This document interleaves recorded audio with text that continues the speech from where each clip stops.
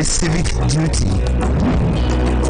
Let's register on the electoral list. This is a message from Equinoxe Television.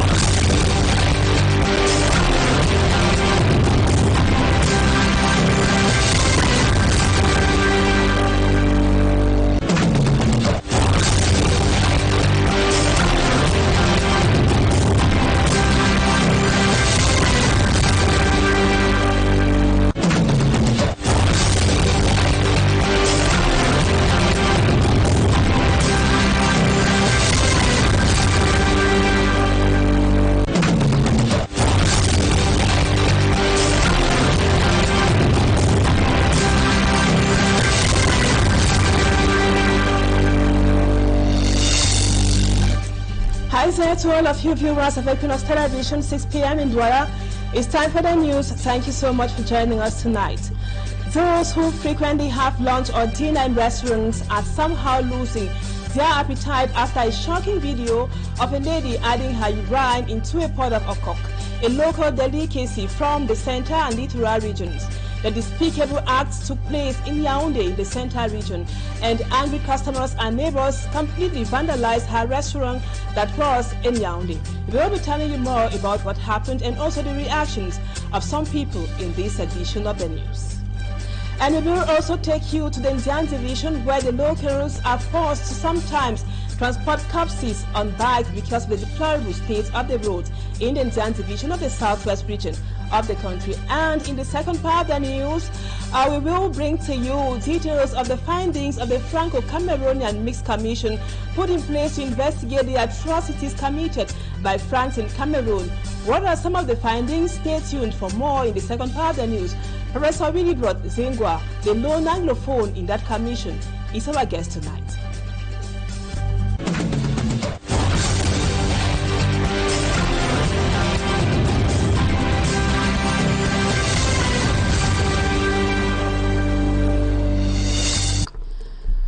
Welcome back, viewers. Thank you so much for the confidence. Youths and people of the BLM division of the Southwest region have been urged to massively enroll on the electoral register in order to decide their leadership in upcoming elections in the country. The call was made by the senior divisional officer from Car Fabian. The same call and spirit champions the 59th National Youth Day activities in Mundeba in the Ndian division of the Southwest region. For me, I'm Sean Sander with the details.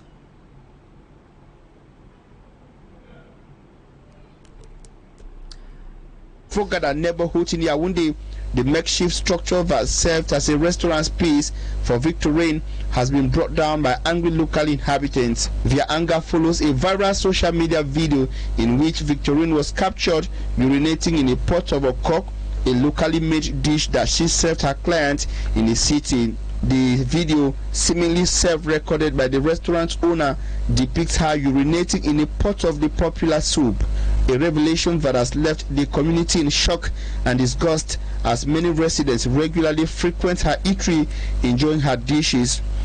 Même le dimanche, même ceux qui venaient à l'église, ils mangeaient là. Tout ce quartier s'y mangeait chez elle.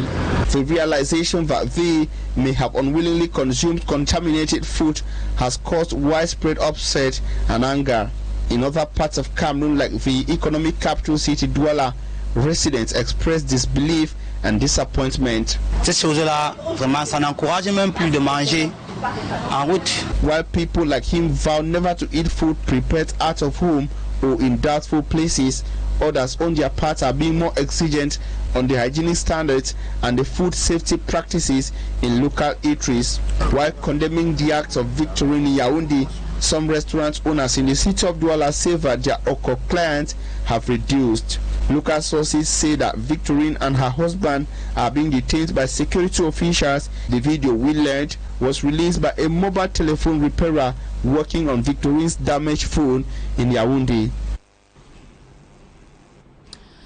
That was a report in Yaoundé. Now, the 59th edition of the National Youth Day was observed in the Northwest and Southwest regions under a message of peace. The youths were encouraged to embrace peace for a prosperous tomorrow. In the following report, Mala Glory takes us to Tinto, Eyumojok, Boya, and Santa to witness the 11th of February march past in those areas.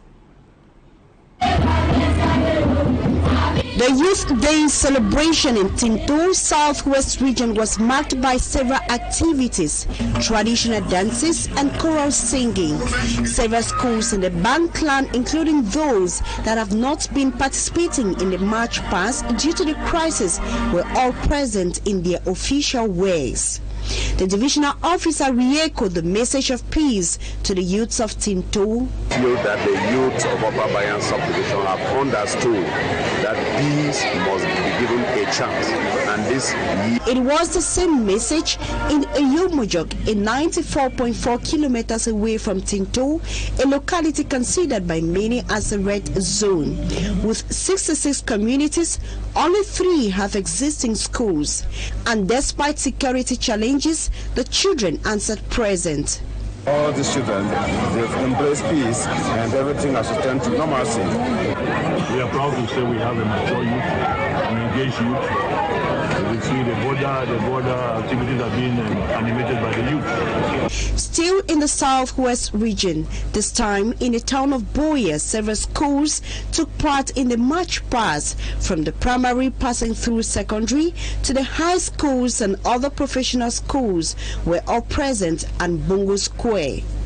Governor Bernard Okalia Bilai stressed on the fact that youth must be vigilant, especially this 2025 characterized by presidential and regional elections. Our young men, the youth of the Southwest, who knows what is disturbances and trouble, should remain very vigilant so that they should no longer be manipulated by whoever. It was an exciting moment for all the kids who took part in the 11th February celebration.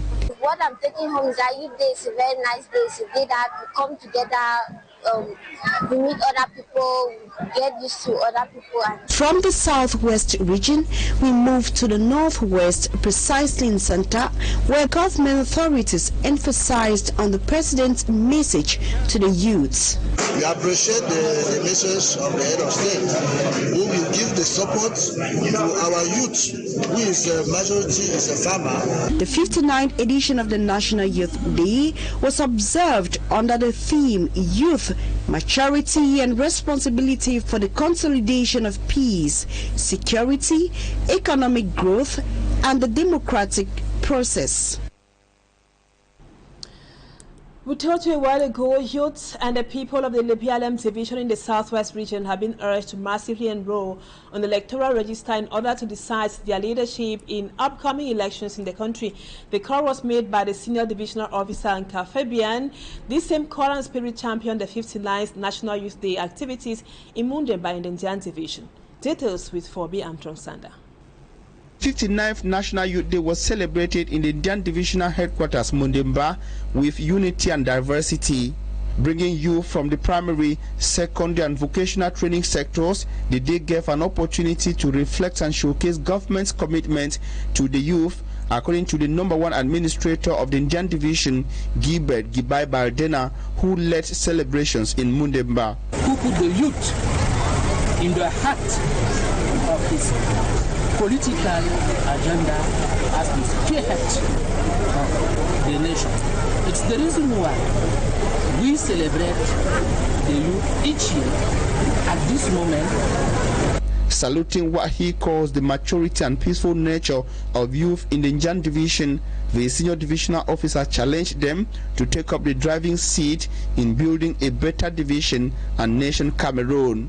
In Mundemba, like in all the 9 subdivisions of the Indian Division, Youth Day was celebrated under the theme Youth Maturity and Responsibility for the Consolidation of Peace, Security, Economic Growth and the Democratic Process. I urge the entire young people of Indian Division to stay course in peace, perseverance, patriotism. The same core and spirit championed the 59th National Youth Day commemoration in Menji, headquarters of the Libya-Lem Division, still of the Southwest region.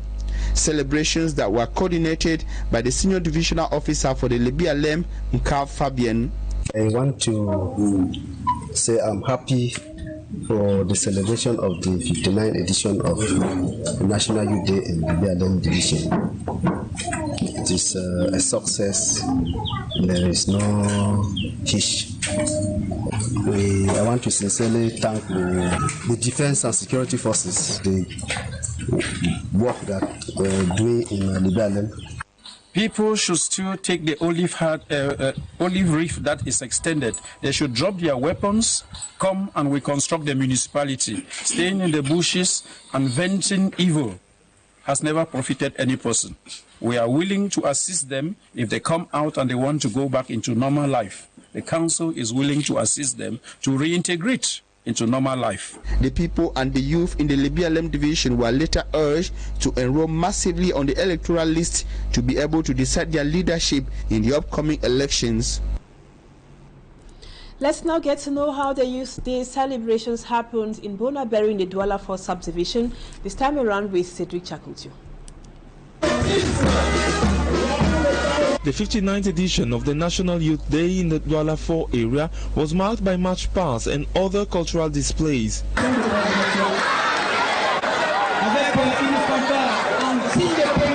The youth, most of them from the Northwest and Southwest regions, saw the 11th of February as an opportunity to showcase their cultural identity. My name is Yusimbom Amira Eta, and I'm from Atlanta Balingua Comprehensive High School. I feel so happy to be in the midst of Douala 4. I want the youth to be very hardworking and always remember their culture, always remember to exhibit their culture, their various cultures. As you can see, I'm dressed in my cultural outfit.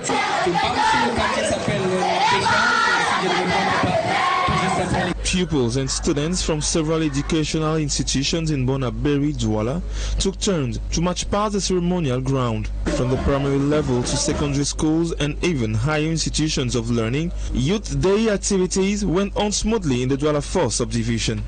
But for the minor case of a student who had a malaise due to the scorching sun, but was quickly attended to. The march past in Bonaberry, Douala happened under the watchful eyes of administrative officials, parents, and also the education family of the Douala 4 municipality. Let's now talk about the deplorable state of roads in Bafaka Balwe. Bafaka Balwe is a village in the Kondo Titi subdivision of the Indian division where people most times are forced to transport their corpses on bikes. Let's now go to Bafaka with Sumanji Kangibrel. On a normal day, a casket is supposed to go into a vehicle as well as the mourners. But at the district hospital mortuary in Kumba, a casket destined for Bafaka Balwe, a village in a Kondo Titi subdivision, is tied on a commercial motorbike set for a tedious journey ahead.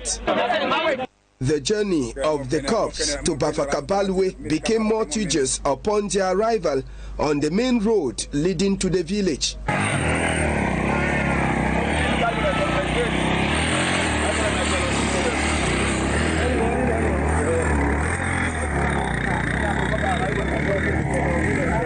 At certain points, the people have to stop to rest before continuing their journey.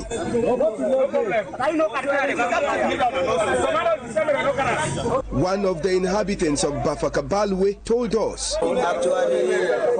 "We are taking the challenge to bring the corpse to the village because due to the crisis, many of our people have been buried outside, and now the youth have taken a challenge upon themselves that any of them who dies outside, the corpse has to reach the village since places are dry and the zone is quiet."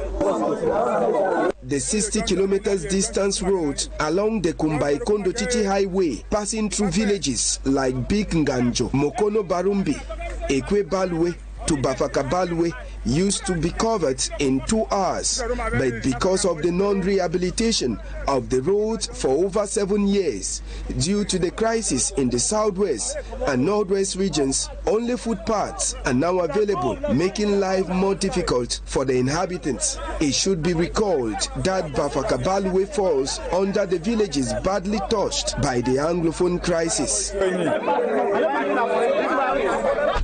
In other news, let's talk politics. Cameroon Renaissance Movement's presidential aspirant, Professor Maurice Kamto, has reiterated that the high cost of living in the country and the mismanagement of rural agricultural companies are reasons why Cameroon's development accelerator is inactive and youths remain unemployed. The CRM leader was speaking in an exchange with some journalists in local TV stations where he denied rumors he collaborates with the Biya regime at night and Cameroonians in the day. Innocent Aze tells us more. The exchange between Professor Maurice Kamto and the comedian Valerine Dongo, as well as youth, on Congosat TV was conducted in a joke form, but with a lot of pertinence in it.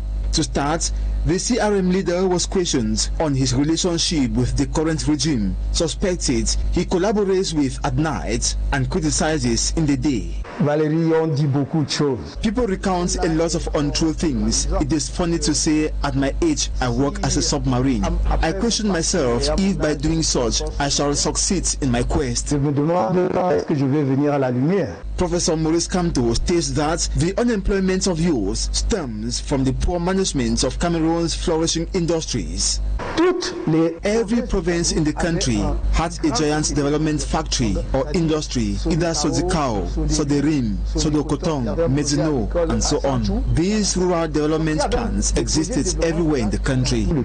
If elected president of the Republic, the 2025 presidential aspirant already knows how to swell the state treasury to finance public projects and youth beneficial activities. J'ai toujours dit, et en 2018, j'ai dit si. I reiterate that if we reduce the cost of living of the state, there is a lot of projects we can finance. The youth around him demonstrated comprehension of the subject matters and wished to know more from the professor. I don't speak to youth to deceive them, but because I am deeply convinced that if our country must survive tomorrow, youth must be prepared, understood, as well as know what their expectations are. The presidential hopeful concluded the exchange by reiterating his engagement vis-à-vis youth he wishes should actually be leaders of tomorrow.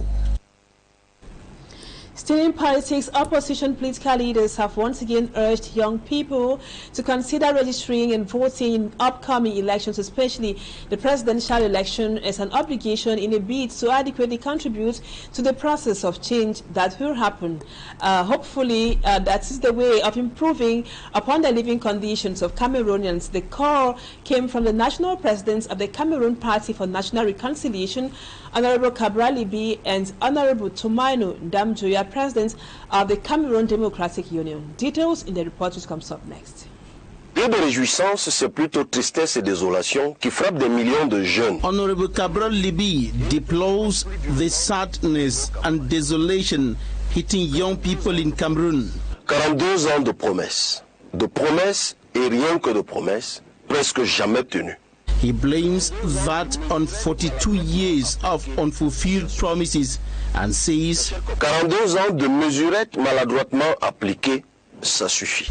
42 years of poor governance is enough. Il est temps que la jeunesse du Cameroun envoie se reposer au village. Honorable Cabral Libi urges youth to send those who have been governing the country for the past 4 decades on retirement during the forthcoming presidential election. Nos adversaires. He goes further to lambast his opponents both in the ruling party and the opposition, highlighting the poor socio-economic state of the nation.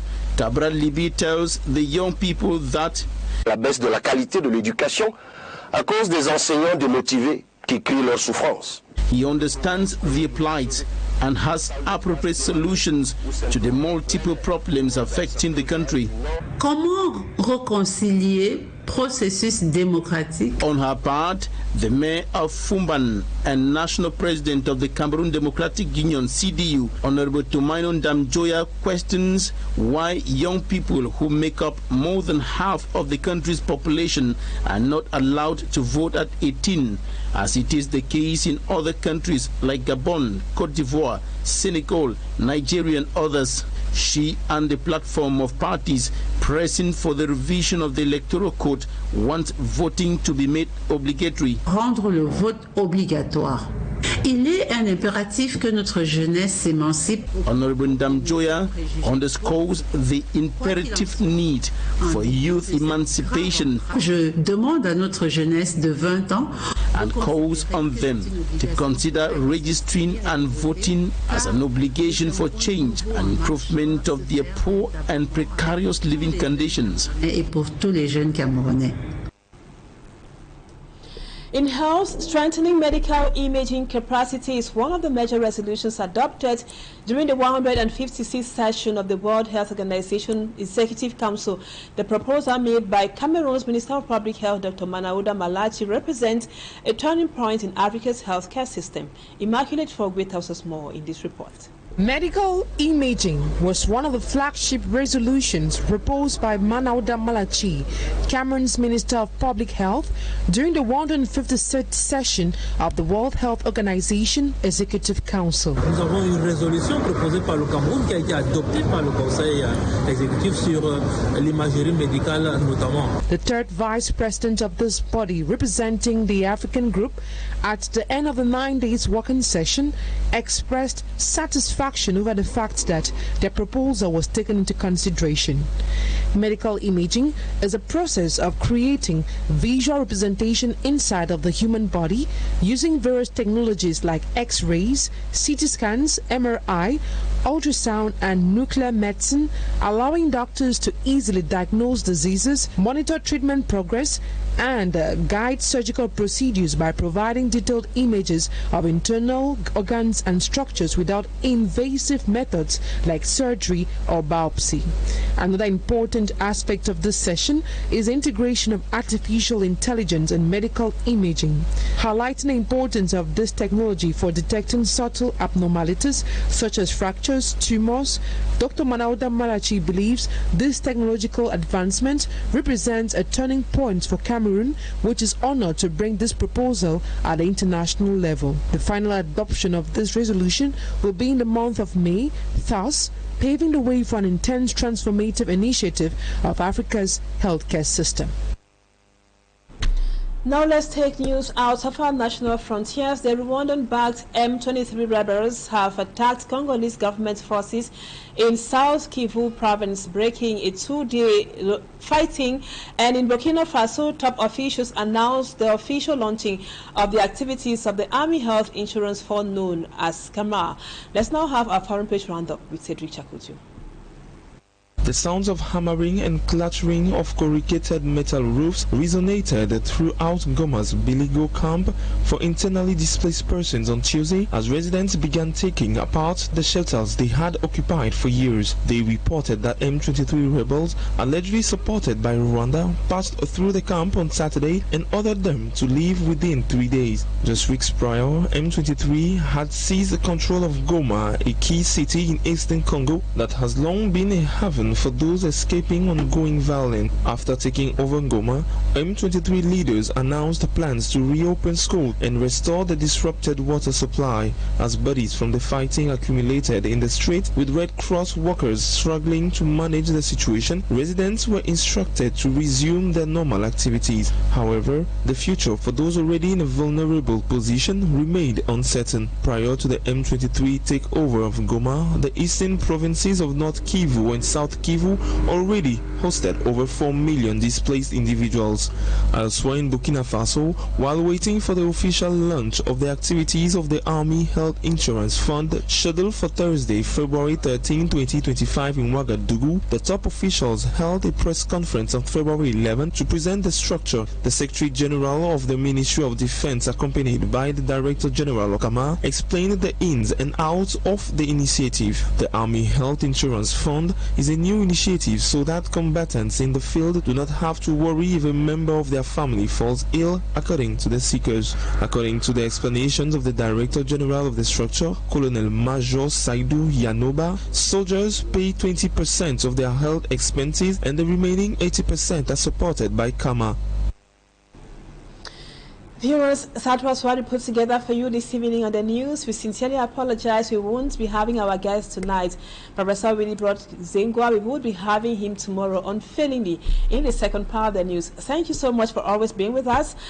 Our programs continue as usual. Equinoxe comes up at 7 p.m. and the news in the French language comes up at 8 p.m. Stay with us on Equinoxe Television and see you again tomorrow. Same time, God willing. Bye-bye for now.